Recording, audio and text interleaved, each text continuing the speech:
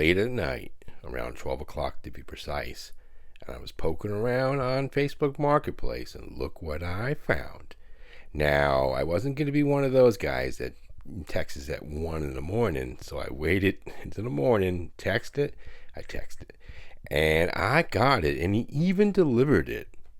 Now, would this be my choice if I was going to buy one online? I don't think so, but at one time I wanted this, or I believe it was called a Renegade. I'm just reclosing the box because my OCD is kicking in and I got to redo it.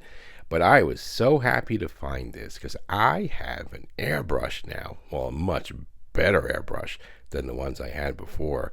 I was running off a Neo and some crappy one off of Amazon, but this is vastly superior. Well, it's got to be. Anything's vastly superior to the ones I got. All right, there's lots of stuff in this box. Let's see what we get. There's lots of attachments for different airbrushes. That's cool. And of course, I'm recording this, and every single words are upside down, so I have to turn them around because I have to do that. Now, this cost me 100 simoleons, 100 clams, 100 beans, and the hawk was pissed.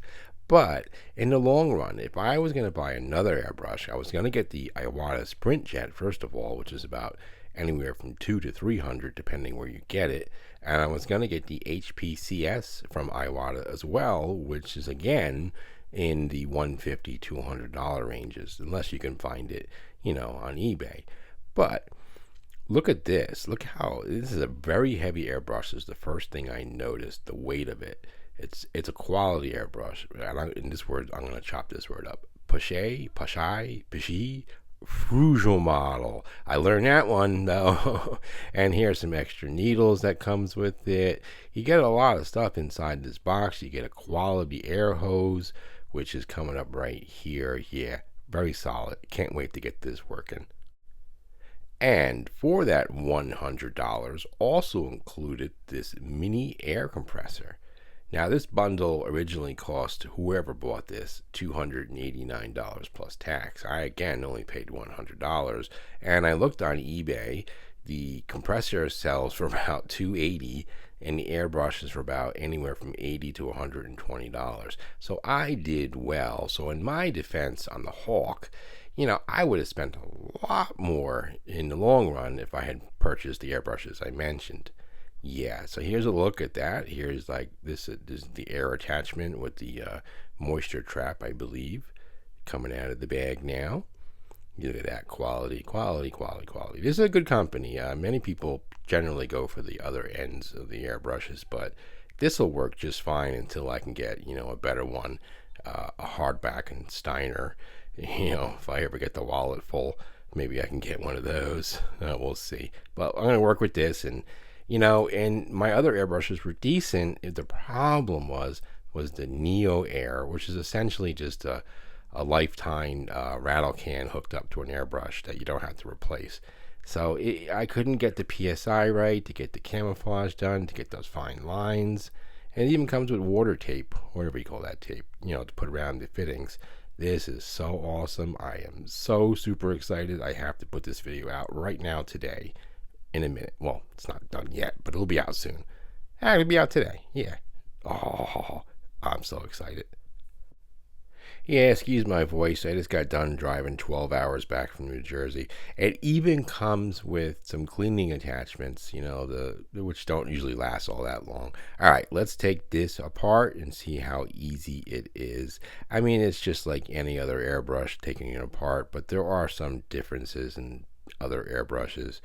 And the one thing I'm noticing right off the bat is the quality of this airbrush, the solidness of it, the weight of everything. It's not cheap. Even the needles are really thick. They're not that real thin needle that you get in a lot of airbrushes.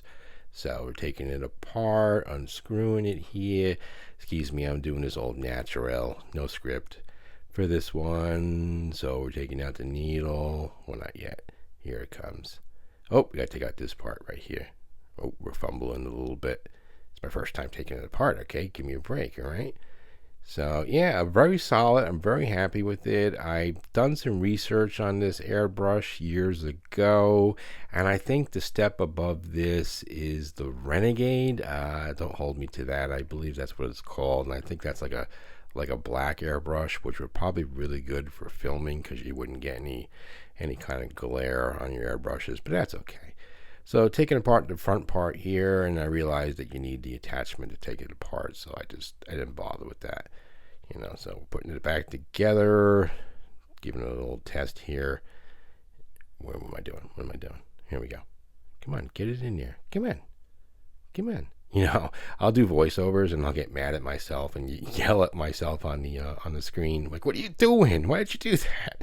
And it's me. Why am I doing that? I don't know. I'm a little punchy. Like I said, I drove 12 hours the other day. And I do not miss New Jersey. And I'm originally from New Jersey, so I can say whatever I want about New Jersey, okay? But a lot of you people just drive like maniacs. But then again, that's how I learned. I guess I'm at fault too. I drive like a maniac too, but I guess I've lost some of it. I was just driving. I'm trying to make a left into a left-hand lane, and some idiot's going around me. I'm like, I'm not going to miss New Jersey. All right, back on track. One thing you should do, and I'm not doing it here because I didn't take apart the front part. You should always try to put your needles back from the front. This way you will not damage the needle itself.